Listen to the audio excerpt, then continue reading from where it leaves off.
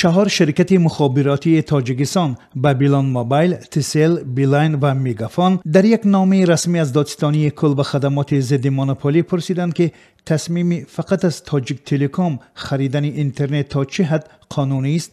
چند سازمان ژورنالیستی نیز از این نامه شرکت‌های موبیلی حمایت کردند.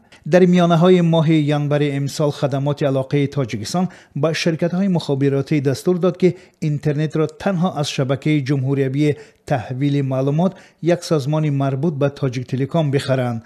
تاجیک تلکام در نوبت خود نهاد زیرتابع خدمات علاقه است. غفور ایرکایف رئیس انجمن شرکت‌های موبیلی تاجیکستان روز 3 ژانویه به رادیو آزادی گفت از خدمات ضد مونوپولی و دادستانی کل خواسته شده است مطابقت داشتن دستور اخیر به قانون‌های ضد انحصاری را مورد سنجش قرار دهند و افزود مراجعتشان مورد بررسی و منتظر پاسخ مثبت هستند.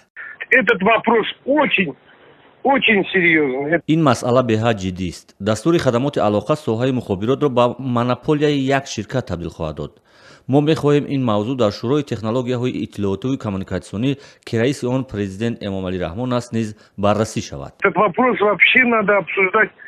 где председателем является сам глава государства. سازمان‌های ژورنالیستی تاجیکستان نیز در مورد دستور خدمات علاقه تاجیکستان به شرکت‌های مخابراتی یعنی خریداران اینترنت تنها از شبکه جمهوری تحویل معلومات اظهار نگرانی کردند. آنها روز 3 ژانویه در یک بیان گفتند که هدف این اقدام بیشتر مسئله مالی است نه امنیتی. شورای وسایط اخبار عامه تاجیکستان، نانسمید، سازمان ژورنالیست، مرکز تحقیقات ژورنالیستی تاجیکستان و میدیا آلیانس تاجیکستان ذکر کردند که مسئله به انحصار یا مونوپولی یک گروه افتادن وسیله مهم ارتباطی خلاف قانون‌های جاری و بین المللی است. شهلا اکابیرova رئیس شورای وسایط اخبار عامه تاجیکستان در رابطه به این بیانیه سازمان‌های ژورنالیستی به رادیو آزادی گفت: بسیار یک عهدهداری مهمه که تاجیکستان در دوره عضویت در سازمان جهانی صحبت به خود گرفته است. این برای رقابت پذیری امکانیت رقابت پذیر بودن امکانیت‌های بزرگ برای تمام بازیگران است که از بین می‌رود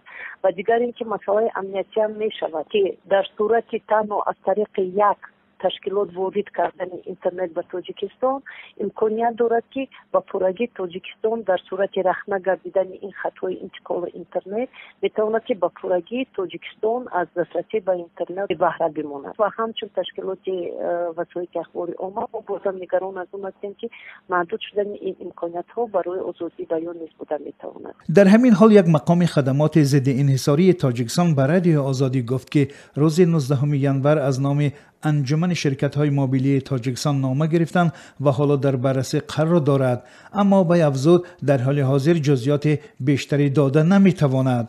یک سرمتخصص خدمات علاقه تاجیکستان که با خبرنگار رادیو آزادی روز 12 ژانویه با شرط افشا نشدن نامش حضوری صحبت کرد گفته بود که اقدام اخیر به خاطر تامین امنیت گرفته شده است. این مصاحبه ما افزود شبکه جمهوری تحویل معلومات علاقه 4 خط اینترنتی را از خارج وارد کرده است.